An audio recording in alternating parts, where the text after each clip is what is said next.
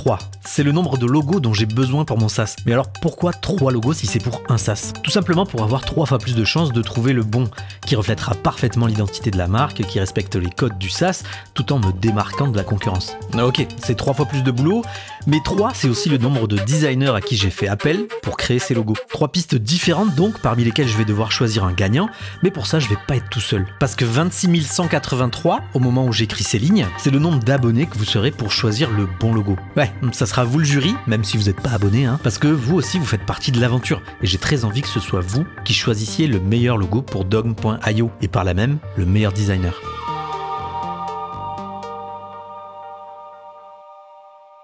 Pour pouvoir vous proposer un large choix de styles, j'ai donc fait appel à 3 designers aux sensibilités bien différentes, histoire de m'assurer d'avoir des propositions variées. Pour ça, j'ai donc soigneusement choisi mon équipe, avec d'un côté un designer californien, Mika Double, qui va me permettre d'avoir une approche startup tech, qui respectera les codes du genre, et qui permettra à Dogm.io d'avoir une vraie vibe SaaS. Hi. Salut! Ouais, c'est moi en mal doublé. What? Ensuite, Mikadou, un designer avec des influences disons plus sensibles, plus florales, déstructurées. Hello, alors moi je dis plutôt organique. Oui voilà, une approche organique qui permettrait de donner une vibe plus arty à Dogm.io, parce qu'après tout, on s'adresse à des designers. Et enfin pour finir, Mikadoom, un designer aux influences disons sobres, il s'embête pas avec les fioritures. Je t'en... Ok. Lui, il va nous permettre d'avoir une approche plus basique, géométrique ou disons plus essentielle. Un designer qui va droit au but donc et qui pourrait donner à Dog.io une vibe plus sérieuse. 3 approches différentes donc et une... Ouais, c'est bon, on s'en... C'est quoi le brief? Ok, le gars me laisse pas finir. Dogm.io. J'ai pas choisi ça au hasard parce qu'il y a 2 petites astuces dans ce nom. Pour rappel, c'est un SaaS qui permet de créer une documentation design depuis Figma, et ce grâce au Markdown pour gérer la sémantique de ses pages, et à l'API Figma pour extraire toutes les données d'un design. Un service donc qui permet de créer une doc, de la publier, de la partager et de la maintenir à jour très facilement. Et la première astuce de ce nom, c'est qu'il s'agit de la contraction de documentation Figma, parce que c'est littéralement ce qu'on fait. Tu l'avais ou pas? Mais dogme ou dogma, c'est aussi un terme qui fonctionne bien quand on parle de documentation design. Parce qu'un dogme, c'est une affirmation considérée comme fondamentale. Alors c'est un terme généralement utilisé en politique, en philosophie ou dans un cadre religieux, mais je trouve que ça se prête bien à un design system par exemple, où tous les éléments qui constituent ce design sont établis comme des vérités fondamentales. Alors, pourquoi ne pas l'avoir appelé tout simplement dogma? Après tout, ça colle bien avec documentation Figma. C'est ce que je voulais faire au départ, mais c'est déjà pris. Est-ce que t'as essayé Dogma.cool? Non. J'ai donc opté pour le .io qui d'une part donne la dimension technologique, qui d'autre part permet d'entendre dogma à la prononciation, parce que Dogma.io. Mais aussi, petite subtilité, ça peut être intéressant d'avoir l'extension, l'URL dans le nom d'une marque, tout simplement parce que dès que tu vas citer dogm.io sur un réseau social, disons X par exemple, eh bien ça va automatiquement créer un lien. Et ça, c'est bon pour le SEO. C'est vraiment petite voiture. Tous ces éléments sont donc déjà portés par le nom. Mais le challenge, ça va être de faire en sorte qu'il soit, si possible, porté par le logo de la marque, ou au moins un des éléments. Logo qui devra être créé en suivant une consigne, que le symbole forme la lettre D.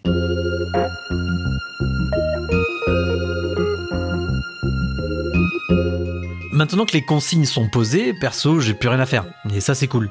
J'ai plus qu'à attendre que les 3 designers aient fini leur taf. Et en parlant de ça, voyons voir comment ils comptent s'en sortir avec le brief. Ok, d'abord, permets-moi de te dire que Dogma.io a l'air vraiment incroyable. La première chose qui m'a sauté aux yeux dans ton brief, c'est que tu parles de la technologie Markdown. Incroyable. J'adore la technologie. Je pense que c'est ce qui va faire de notre monde un monde meilleur. Du coup, je vais partir sur ce thème pour mon symbole en forme de D. Et pour ça, j'ai bien envie d'utiliser le hashtag, parce que c'est le premier symbole auquel je pense quand on parle de Markdown. Ouais, c'est celui qui permet d'écrire un titre. En plus, c'est le symbole des frames sur Figma. C'est énorme. Mon idée est simple, je vais prendre ce symbole et allonger la barre ici pour former un D.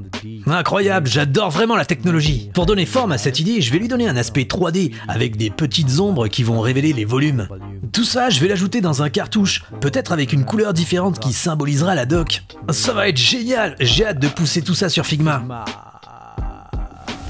Hello, alors bienvenue dans mon petit univers. Ici, on va pas parler de technologie, on va parler d'humain à humain. Et justement, pour mon symbole, je voudrais partir sur les humains qui sont au centre de Dogma.io, les designers et designeuses. Et ça tombe bien parce que ça commence aussi par la lettre D. Les planètes s'alignent et nous offrent un cadeau. Et comme un cadeau ne se refuse pas, c'est pas un D mais 2 que je vais insérer dans mon logo.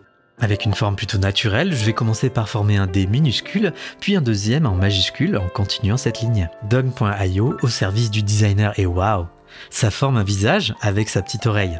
Peut-être le visage du designer, encore un cadeau de l'univers. Et comme un cadeau ça ne se refuse pas, toujours pas, je vais le représenter avec des petits yeux et une bouche bien kawaii. Allez, je suis maintenant prêt à mettre ça au propre. Par contre, est-ce qu'on est vraiment obligé de faire ça sur Figma? Attends, quoi? Il y a d'autres logiciels que Figma? Hello, donc bienvenue dans mon univers de merde. Alors ici on va pas parler de technologie ni d'humain ou je sais pas quoi. Ici on va parler de design parce qu'on est là pour ça, non? C'est le sujet. Pour mon symbole en forme de D, on va faire simple et efficace, ok? J'ai décidé de représenter les règles du dogme avec 3 carrés. Parce que les règles, c'est carré, t'as vu? Et quand je parle des règles, je parle bien sûr des règles qu'on met dans un design system. Fais pas genre t'as pas compris. Ouais, je sais, c'est abstrait et je m'en branle. Les 2 premiers carrés, je vais les imbriquer et je vais créer une contreforme qui va me dessiner un D ici. Voilà, comme ça l'autre il sera content. Maintenant je vais ajouter mon 3e carré par-dessus qui va suivre la rotation du premier, voilà, comme ça ressemble encore plus à un D. C'est simple et ça fonctionne très bien. En plus j'ai dit qu'il n'y avait pas d'humain mais j'ai menti parce qu'on peut y voir un œil. Et si tu me crois pas, tu verras tout à l'heure quand ça sera sur Figma. Et en parlant de ça, on peut commencer à mettre ça au propre parce que là moi j'ai pas le temps avec vos codes.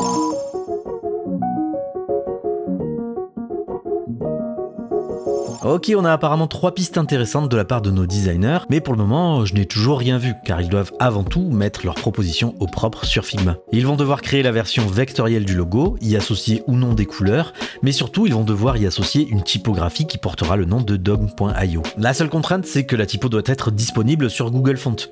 Et ouais, je dois faire des économies. C'est d'ailleurs pour ça que je les paye pas, mais chut. Et ils sont pas au courant.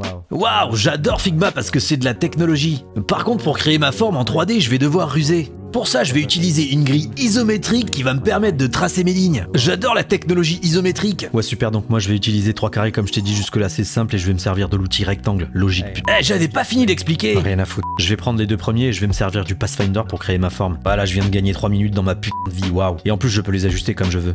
Alors, comment ça marche? Ah oui, voilà.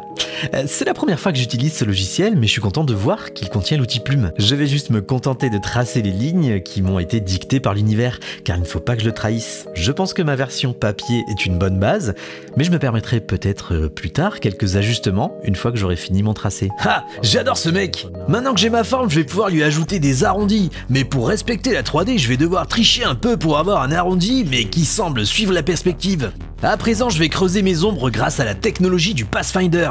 Je commence par les dessiner avec un petit arrondi qui va créer le volume, et je peux maintenant creuser ma forme principale.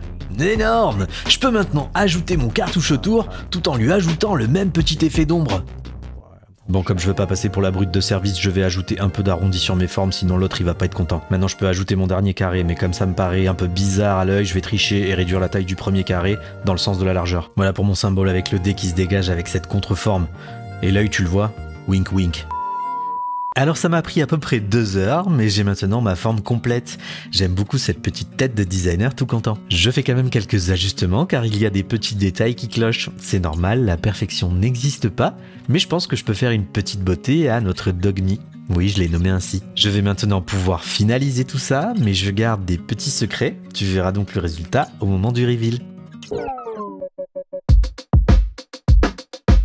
Ok, c'est maintenant le moment où je vais pouvoir consulter le résultat final. Et où j'ai vraiment hâte de voir comment chacun a pu interpréter le brief à sa manière. Pour ça, je leur ai demandé de me partager leurs pistes sur un dogme. C'est quand même bien pratique ce truc-là. Je commence par la proposition de Mika Double et bon, je dois rester neutre pour pas influencer ton vote. On a donc une proposition qui assume le côté technologique de dogme.io.